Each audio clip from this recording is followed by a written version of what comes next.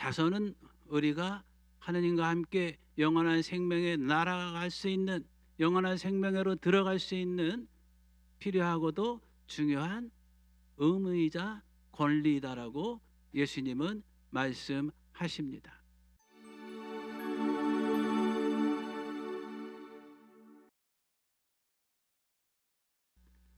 안녕하세요. 오늘 복사들이 다 키가 좀 나보다 약간 크네. 여기 나오네, 복음 말씀에. 자간이라도 나보다 더 크다. 그래도 옷이 날개죠. 오늘 제 제이 색깔이 예쁘죠? 네. 날씨가 제법 쌀쌀해서 교우 여러분들에게 기쁨을 주려고 이렇게 핑크색 제의를 입었냐? 그건 아니죠. 오늘 대림제 3주일은 교회에서 장미주일 또 기쁨주일이라 그래요. 제일 독서도 이사야 예언자가 이스라엘 백성들에게 위로를 줘요. 이제 너희의 복역 기간이 다 끝났으니 하느님께서 너희를 다시 그리운 고향으로 보내줄 것이다. 그곳에는 수선화가 피고, 그곳에는 사막의 샘이 넘치고, 그곳에는 눈머니가 눈을 뜨고 기머니도 듣게 되고, 나병 자가 깨끗해지고 다리 저는 사람이 똑바로 걸을 거다. 그러니 얼마나 기쁘겠어요. 그리고 오늘 복음에서 예수님이 사람들에게 이렇게 전하라고 말하잖아요. 너는 요한에게 가서 전하라. 눈먼 사람이 보게 되고 듣지 못하는 사람이 듣게 되고 나병 자가 깨끗해지는 이것을 보고 내가 하느님의 아들임을 선포한다. 이렇게 얘기를 해요. 그래서 대림제 3주일은 주님의 오심을 기다리면서도 특히 기쁨 주일이다. 그래서 교회는 전례적으로 이렇게 장미색 제의를 입어요. 이게 제가 입으니까 어울리지 저 복사가 입어봐봐. 좀 이상할 것 같아. 옷도 보니까 그게 좀 맞는 게 있는 것 같아요. 지난 9일하고 11일 날 본당에서 대림 특강이 있었어요. 양경모 대건 안드레아 신부님이 두 가지 주제로 강의를 했어요. 하나는 대림은 은총을 준비하는 시기고 대림은 말씀을 증거하는 시기다. 이렇게 얘기를 했어요.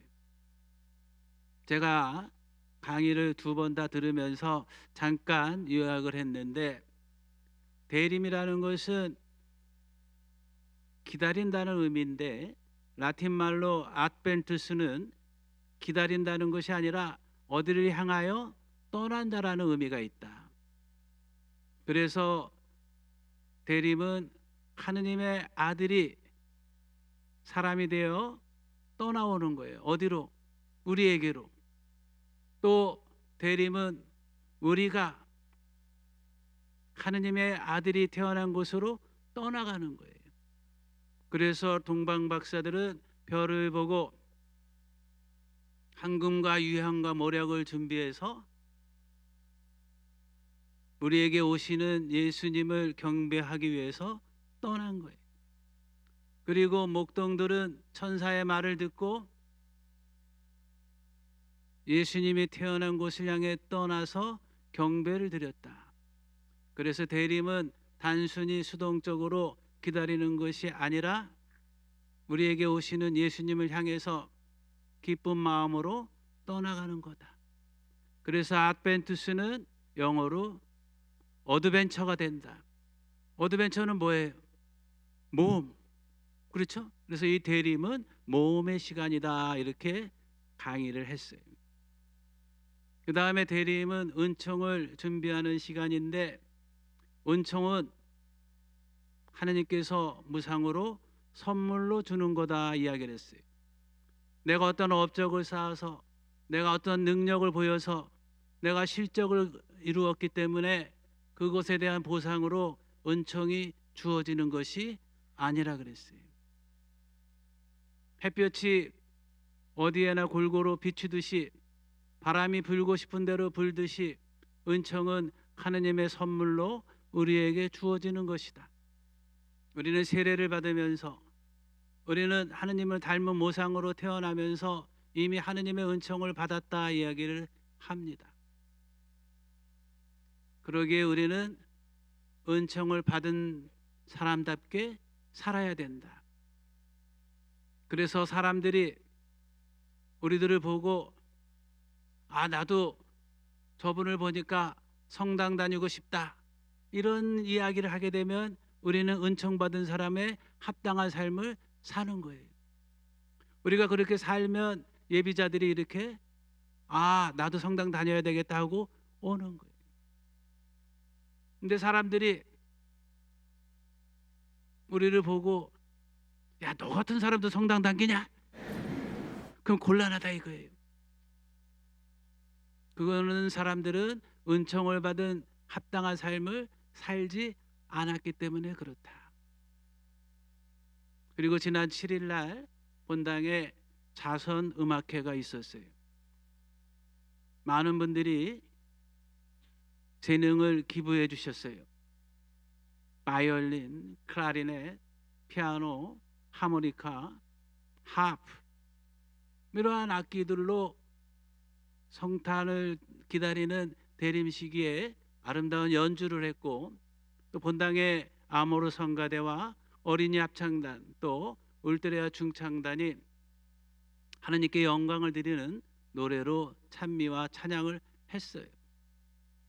그리고 자선음악회의 취지에 맞게 많은 분들이 그 티켓을 구매해 주셨고 도네이션을 해 주셨어요. 작년에는 장애인 공동체에 그 수익금을 전액 이렇게 도네이션을 했고, 올해는 수녀님께서 우리 본당에 좀 어려운 분들을 선별해서 여러분들의 정성 어린 그 자선 음악회의 후원금과 티켓 구매 기금을 이렇게 전해드리도록 할 겁니다. 자선 음악회가 잘 될 수 있도록 수고해 주신 모든 분들, 또 그 자리에 참석하셔서 빛내주신 모든 분들에게 이 자리를 빌어서 감사를 드립니다. 그러면 자선은 우리 신앙인들에게 있어서 해도 되고 안 해도 되는 선택 사항인가? 그것이 아니라고 예수님 말씀하셔요. 자선은 우리가 하느님 나라에 들어가기 위해서 꼭 해야 될 필요하고도 중요한 의무이다라고 말해요. 마태오복음 25장에 예수님 그러잖아요. 너희 착하고 성실한 종들아, 너희는 하느님께서 마련한 영원한 생명의 나라로 들어가라. 그러니까 그 선택된 사람들이 저희가 뭘 했길래 그럽니까? 그러자 예수님이 이렇게 말씀하시잖아요. 너희는 내가 목말랐을 때 마실 걸 주었고, 내가 굶주렸을 때 먹을 걸 주었고, 내가 나그네 되었을 때 따뜻하게 맞이해 주었고, 내가 감옥에 갇혔을 때 나를 찾아주었다. 자선은 우리가 하느님과 함께 영원한 생명에 날아갈 수 있는, 영원한 생명으로 들어갈 수 있는 필요하고도 중요한 의무이자 권리다라고 예수님은 말씀하십니다. 지금부터 50년 전에 1976년에 한 사제가 얻어먹을 수 있는 힘만 가져도 은총이다라고 하면서 충청도 음성 땅에 꽃동네라는 작은 천막을 만들었어요. 50년이 지난 지금 그 꽃동네라는 그 작은 천막은 외로운 사람들, 목마른 사람들, 갈 곳 없는 사람들의 안식처가 됐고, 그것은 마치 이 땅에서 하느님 나라를 볼 수 있는 그러한 모습이 되었어요. 많은 사람들이 그곳을 찾아서 봉사하고, 그 꽃동네의 오홍진 신부님의 정신을 따라서 많은 젊은이들이 수도자와 사제가 되었어요. 그런가 하면 아프리카 톤주에서는 이태석 요한 신부님이 나병 환자들을 위해서 특별히 신발을 만들고, 그곳에 있는 학생들을 위해서 합주단을 만들고, 정성껏 복음을 선포했어요. 그 신부님이 비록 일찍 하느님 나라에 갔지만 그 신부님의 뜻을 받들어서 많은 아프리카의 그 당시에 수단에 살고 있던 학생들이 의사가 되었어요. 그리고 제가 성소국장으로 있을 때 사제가 되고자 지원하는 많은 학생들이 너희는 어떻게 사제가 되고 싶었냐 그랬을 때 울지마 톤주 이태석 신부님의 그거를 보았다 그래요. 그 신부님은 짧은 삶을 살다 가셨지만 그 신부님의 그러한 헌신과 노력이 열매를 맺어서 많은 학생들이 신학교에 들어왔고 사제가 됐습니다. 오늘 예수님 세례자 요한 이야기를 해요. 세례자 요한은 주님의 길을 곧게 닦은 사람이었어요. 그 위에 예수님께서 하느님 나라를 선포하였고 예수님의 제자들은 함께 모여 공동체를 이루었고 가진 것을 서로 나누면서 이 땅에서 하느님 나라를 살아가고 있었어요. 그리고 많은 성인 성녀들이 이 땅에 살면서 주님의 영광을 찬미했고 그러한 분들의 있었기에 2000년 교회가 이 자리에까지 올 수 있는 겁니다. 그런 분들이 있기에 성공과 명예와 권력이라는 틀을 넘어 겸손과 희생과 나눔이라는 틀로 이 세상을 변화시키는 그러한 신앙 공동체가 지금까지 이어올 수 있는 거예요. 아침에 산보하니까 날씨가 추워요. 나무를 보니까 잎이 다 떨어졌어요. 이 추운 겨울에 나무는 왜 잎을 다 떨굴까?